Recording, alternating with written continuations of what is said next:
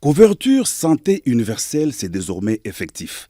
Après la gratuité de l'enseignement de base, vive la gratuité de la maternité et des soins du bébé. Sous le haut patronage du président de la République Félix-Antoine Tshisekedi Tshilombo, le Conseil national de la couverture santé universelle a procédé ce mardi 5 septembre 2023 au lancement officiel de la couverture santé universelle en RDC avec comme premier paquet des soins, la gratuité de la maternité et la prise en charge du nouveau-né. La cérémonie a été présidée à l'hôpital du camp militaire colonel Tchachi, en présence de chefs des institutions, le président du Sénat Modeste Bahati Lukwebo, le vice-président de l'Assemblée nationale André Mbata et de plusieurs autres invités. Plus de femmes prises en otage après leur accouchement par manque d'argent, plus de stress de la femme enceinte face aux obstacles financiers causant la mortalité maternelle et infantile. La gratuité de la maternité et des soins du nouveau-né vient pallier aux souffrances des moins nantis.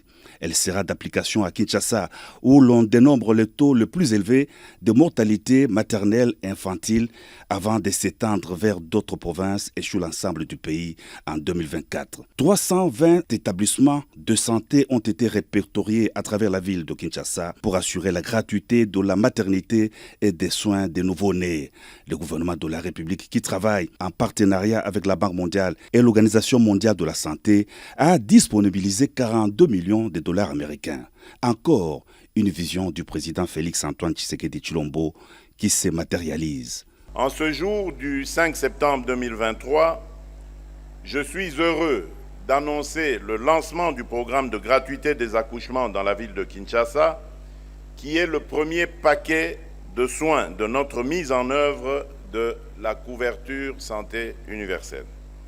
Cela signifie que les femmes enceintes, les accouchés et nouveau-nés recevront des soins de santé de qualité gratuitement, sans que les difficultés financières ne constituent un obstacle, et cela sur financement propre du gouvernement.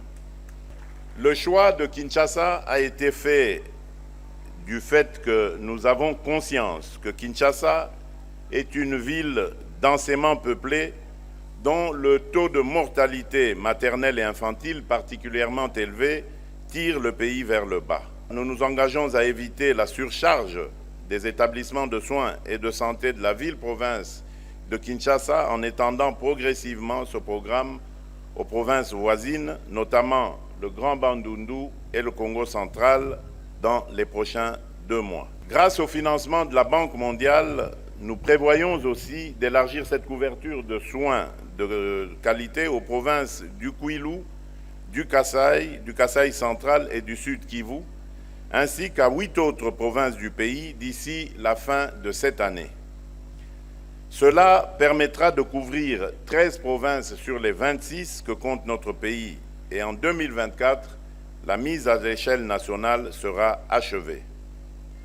L'objectif fondamental de ce programme est de garantir des soins et des services de santé de qualité et gratuits à toutes les femmes enceintes, aux accouchés et aux nouveau-nés pendant leurs premiers mois de vie. Le président de la République a lancé le programme de la gratuité de la maternité et des soins des nouveaux-nés.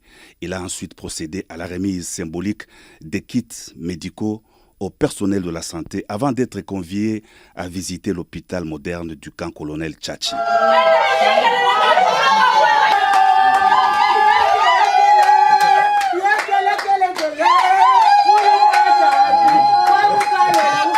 C'est sous les ovations frénétiques que le chef de l'État a quitté les installations du camp militaire. Sous la Picture TV.